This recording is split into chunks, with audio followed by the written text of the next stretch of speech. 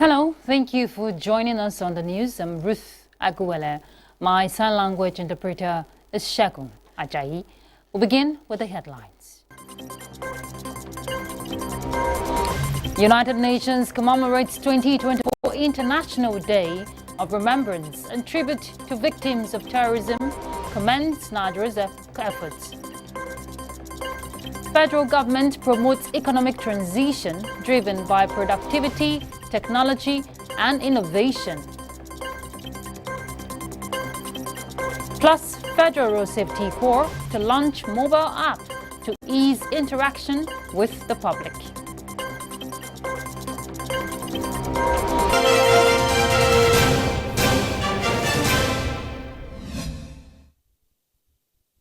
Cutting down the cost of governance in Nigeria has long been a popular demand, and the determination to hit the hue and cry of Nigerians on the cost of sponsoring delegates for international conferences by the president has brought about recent changes.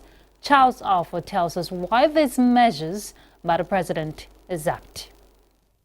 In December 2023 in Dubai, United Arab Emirates, while delegates from the more than 198 countries, as it is customary, attended the Conference of Parties COP28, news broke out back in Nigeria on the alleged huge number of delegates and the purported amount the federal government spent to sponsor them. You didn't come here to shop. You didn't come here for sightseeing. Since then, not only has there been calls to cut down the numbers, but the demands also extends to all activities that border on governance.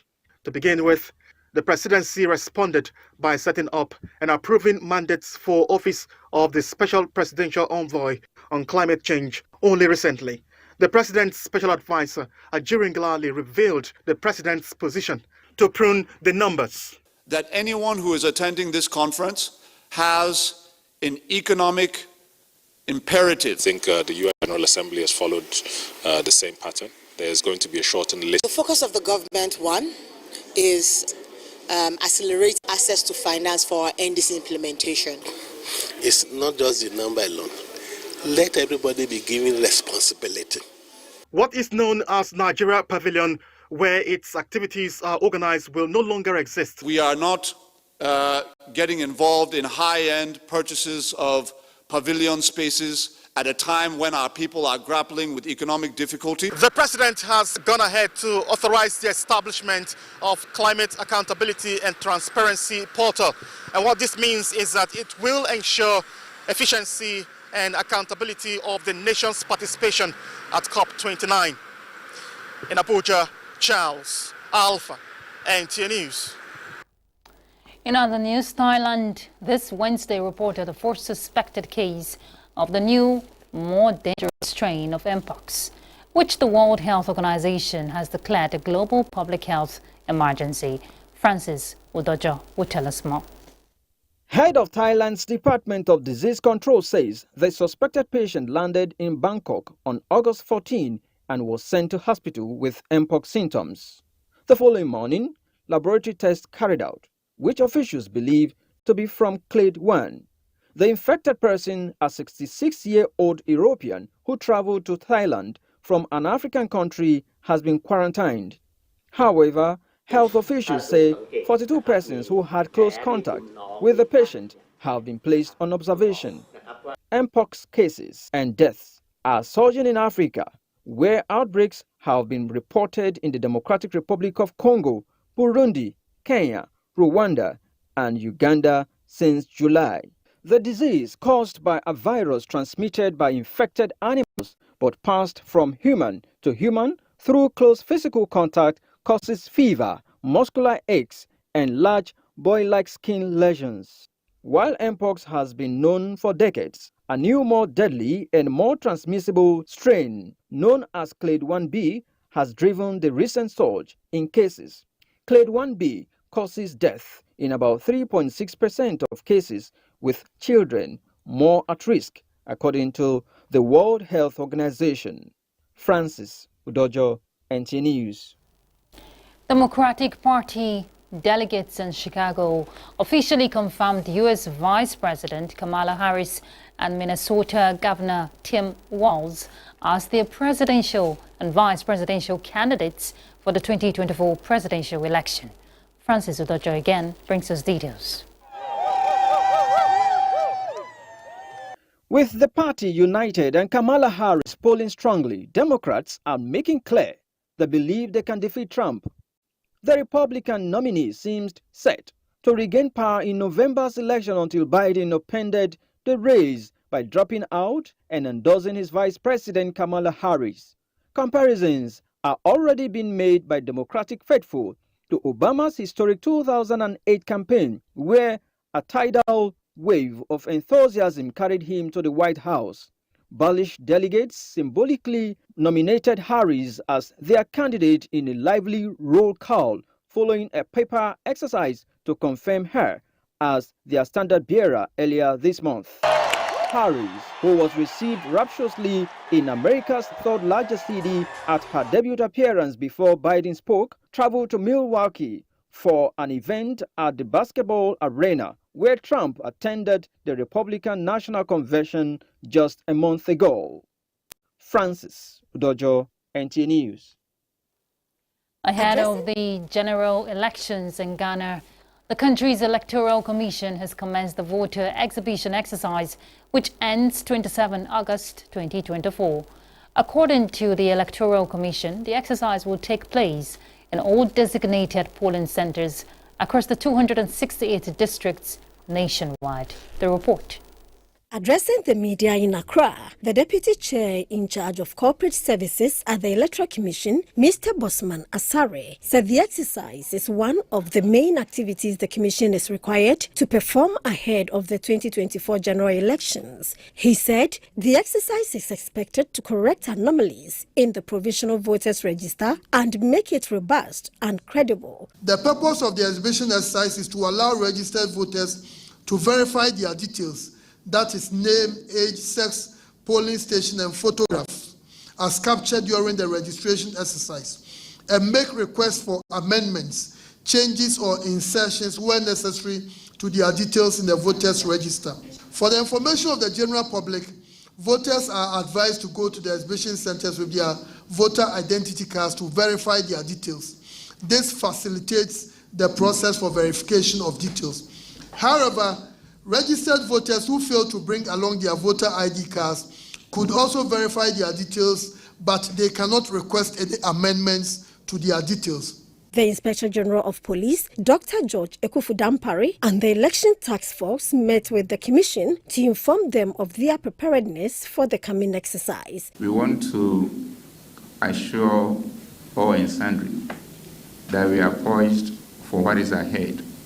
And with all the work we've been doing with the EC, we decided on the eve of yet another major milestone in the 2024 elections to come around and come and dot all the I's and cross all the T's and make sure, as we have been saying, that this year's election, in terms of peace, security, law and order from our side, and also in terms of transparency, fairness from the side of all the other stakeholders, will be second to none, so that our beloved country continue to be a trailblazer for the rest of the continent and beyond. The EC says voters can also verify if one's name is in the electoral register by dialing *711 *51#.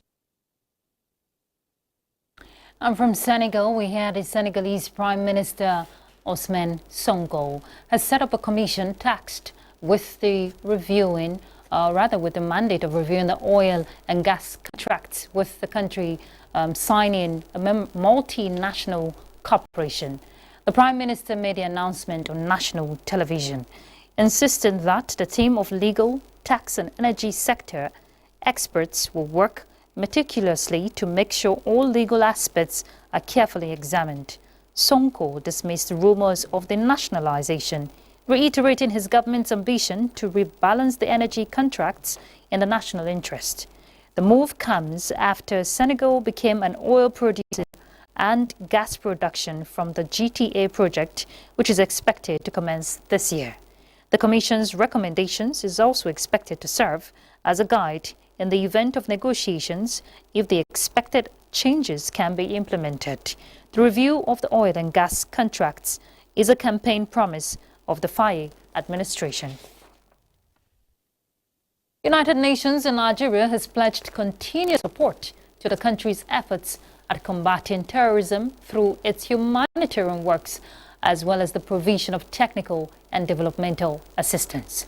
The UN resident and humanitarian coordinator in Nigeria, Mohammed Malik Fall, made the commitment during the commemoration of the 2024 International Day of Remembrance and Tribute to the Victims of Terrorism held at the United Nations House in Abuja.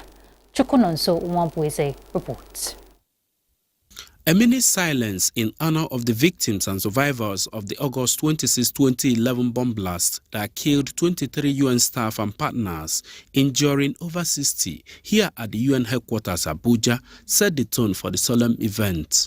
United Nations resident coordinator in Nigeria, Mohammed Fall, while paying tributes to victims and survivors of terrorism in Nigeria and around the world, commends federal government's efforts at countering the menace. It is also encouraging to note that the government is aware of terrorism as a phenomenon which is cross-border and that can only be effectively dealt with by an engagement at regional, sub-regional, and global level. National Security Advisor Nuhu Ribadu, in a message, retraced the commitment of Nigeria in the global campaign against terrorism. We will strengthen our efforts to counter terrorism in all its form and manifestation. As we remain determined to prevent further tragedies and protect the peace and security of our dear nation. In collaboration with the UNDP, the Commission is running a pilot rehabilitation, restorative, and retributive justice program in some Northeast communities affected by terrorism. Federal Republic of Nigeria, UNOCT and UNODC will seek to strengthen Nigeria's capacity to support the needs and protect the rights of victims of terrorism based on the MLP through a project co-funded by UNOCT and the US Department of State. With the theme Voices for Peace, Victims of Terrorism as Peace Advocates and Educators, this year's commemoration, just like the past 6 editions, seeks to create awareness as well as rally global support for victims and survivors of terrorism. Chukunonso Umwambweze, NTA News. And a look at the economy. Chief of Staff to the President, Femi Gbajabiamila, says he's of the view that for Nigeria to achieve the desired leap in economic growth, there is the need to transition from the current structure to one driven by productivity using technology and innovation supported by value addition. Benny Adams reports that this was at a national economic dialogue with the theme Nigeria's Economic Future, 25 Years of Democracy and Beyond, organized by the Nigeria Economic Summit Group and the Federal Ministry of Budget and Economic Planning in Abuja. The conversation here is reminiscent of Nigeria's economic growth in the last 25 years of democratic rule, challenges and prospects. The Nigerian project and the progress and prosperity of our nation's peoples depends on each of us knowing and operating in the knowledge that Nigeria belongs to us all. And we each have a responsibility to build a nation and leave a legacy we can be proud of. This is our great test and our most defining task. And it can only be achieved by our joint efforts as citizens. We have to interrogate what happened. Are there any frameworks, are there any instruments that nations such as China and the Asian countries have utilized that are not available to us or have not been deployed by us?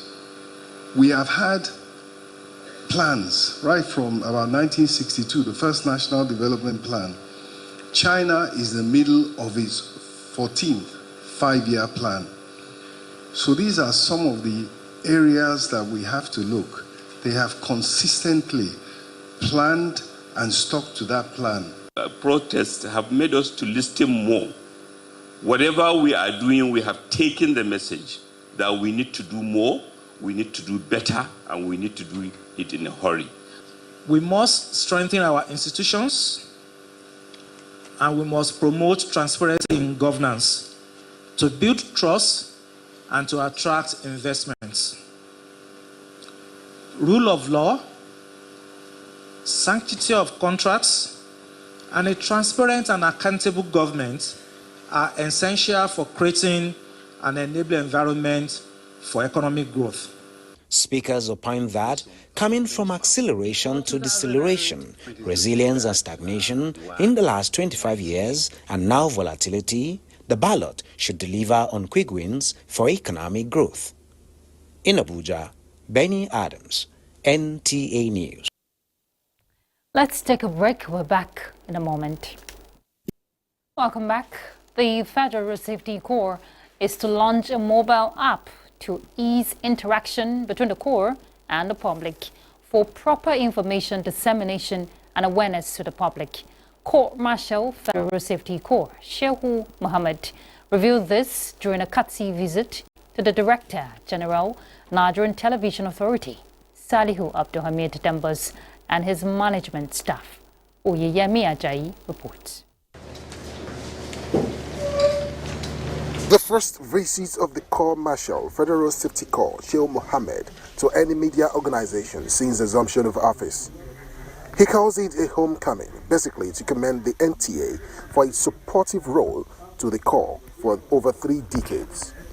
Now, straight to business, the Corps Marshal disclosed the soon-to-be-launched mobile app created by the Corps to ease road management, safety and control. The app, described as one-stop shop, captures everything about road safety and management, including other features like car maintenance, as well as feedback from the public, especially on checkmating patrol misconduct of officers. Sensitizing drivers alone cannot solve the crisis of road traffic crashes and its attendant fatalities. From our statistic, we have seen that for the first 6 months of 2023, there were almost 5,700 cases of road traffic accident. Compared to this year, another 6 months, January to June, we still had about 5,000. That's just about 12.5% reduction. But in terms of injury, we have about over 16,000, persons that were injured as at last year, first half of last year, and it's almost the same this year because the reduction was just 2.5%. And if you add up the injury and the deaths, that's just about 20,000 persons for the past 6 months of last year and this year, translating to 4 times the drivers. So we want to shift from the drivers' sensitization to commuters, passengers. Director General of the Nigerian Television Authority, Salihu Abdulhamid Dembas, assures the Corps of support and proper public enlightenment and publicity while condemning road and lane indiscipline of some recalcitrant drivers on the highways. I also acknowledge your concern about also commuters. It's not good enough because somebody is driving you, he drives you anyhow. You have every right to complain. And if need be, if the person is not adhering to the complaint, perhaps if you find yourself in a checkpoint, you should report so that at least the individual driver would be stopped and the necessary action be taken. Shehu Mohammed is the 8th Corps Marshal of the Federal Road Safety Corps, thought to be appointed from the ranks and file of the Corps, first to be appointed from the position of the Assistant Corps Marshal. Oyeyemi Ajayi, NTA News. President Bola Ahmed Tinubu has approved the reappointment of Professor Yusuf Jibrin Bara as the Chief Medical Director of Abubakar Tafawa Balewa University Teaching Hospital, Bauchi, for his second and final term of 4 years. The President also approved the reappointment of Professor Abdurrahman Abba Shishe as the Chief Medical Director of Aminu Kano Teaching Hospital, Kano, for his second and final term of 4 years, with effect from December 5, 2023. Meanwhile, President Bola Ahmed Tinubu has given his nod for the takeover and conversion of Dalhatu Araf Specialist Hospital, Lafia, to the Federal University of Lafia Teaching Hospital, Nasarawa, following a request by the Nasarawa State Government. The conversion of the health facility to a federal teaching hospital will not only enhance the training of students in medical and allied sciences, but also boost healthcare delivery in the state.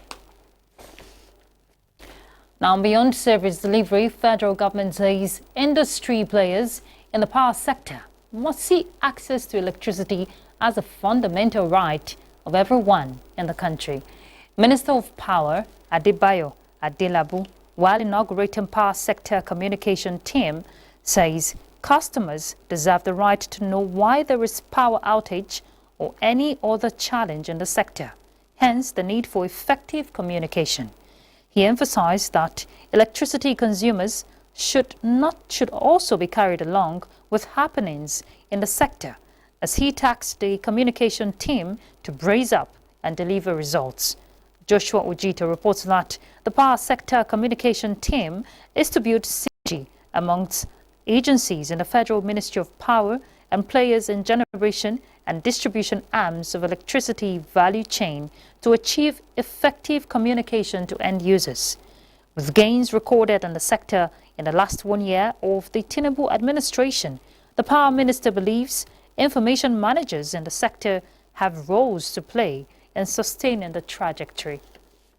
Collaboration among stakeholders and creating a positive narrative around the power sector. We envision a Nigeria where electricity is not just a luxury, but a fundamental human right. It is everybody's entitlement. To achieve this, we must work together, and we believe that effective communication is key. Head of the Civil Service of the Federation, DD Esther Wilson-Jack, has called on civil servants in the country to be computer literate and imbibe personal development in order to be relevant in the service. The head of the service gave the advice during the monitoring of the 2024 Public Service Confirmation exams in Abuja. Haman Jabani reports. Head of the Civil Service of the Federation, DD Esther Wilson-Jack, who was represented by the Permanent Secretary, Common Service Office of the Head of the Civil Service of the Federation, Raymond Omachi, monitored the confirmation exams in the National Institute for Security Studies and JAM Office Buhari out of the 5 centers in Abuja. The examination, which is to test their knowledge on what they have acquired in the last 2 years, has 12,444 candidates across the country. Out of this, Abuja has 2,324 in 45 centers. Enterprise content management, which requires everybody to have digital skills to be able to navigate, this kind of ICT technology. So we expect that using this kind of process in examination will also build their skills. It is a great one, and surprisingly, the candidates, that's the officers, they are actually in tune with what is happening, because entering the hall, you saw the way they were seated like candidates. Head of the Civil Service of the Federation says the digitization policy of the government is here to stay, which will give room for transparency and accountability, and commended JAM for the partnership. And we are looking for more collaboration to ensure that this kind of capacity is built in the civil service. Digitalization has come, and all civil servants are, encouraged, to key into it. What is happening is an indication that there is no place for those who are not ready to follow the trend of technology in the country. And I believe in the coming years, we'll all be better for it. The result is expected to be out in few days. Haman Jabani, NTA News. Federal government and its international partners are making concerted efforts to ensure that waste streams are effectively controlled using sound waste management practices. Critical players At a workshop on development of a national digital repository for waste pickers in Nigeria, believe the group of people called scavengers can add significant value to the nation's circular economy drive that is if properly organized. Charles Alpha reports. Research has shown that approximately 2.01 billion metric tons of solid waste is generated globally each year. Its significant impact on the environment, human health and life underwater are rapidly becoming an increasing challenge requiring urgent action. To effectively address this problem, the Nigerian government, International Labour Organization, Tier Fund and climate change advocates believe scavengers or waste pickers form an integral part of the waste management value chain. The ILO is joining force with the people that are working within the industry. That is the waste pickers, whom we know that have been marginalized. Until and unless we know what kind of challenges they are facing, the kind of occupational health hazard they are facing, will not be able to address it. Repository comes to present the facts and enable the state governments to understand the critical role. Minister of Environment Balarabe Abbas Lawal, in a message to the gathering, believes the development of the National Digital Repository for Waste Pickers in Nigeria will properly profile, reorganize and protect their operations. Waste pickers exist as unsung heroes, but the truth is that they ensure protection of our environment. The growing demand for recyclable materials makes it very imperative for government and the general public to recognize the overall waste management efforts that will unlock the immense economic potential. Charles Alpha, NTA News. And now a quick look on how tomorrow's weather will look like.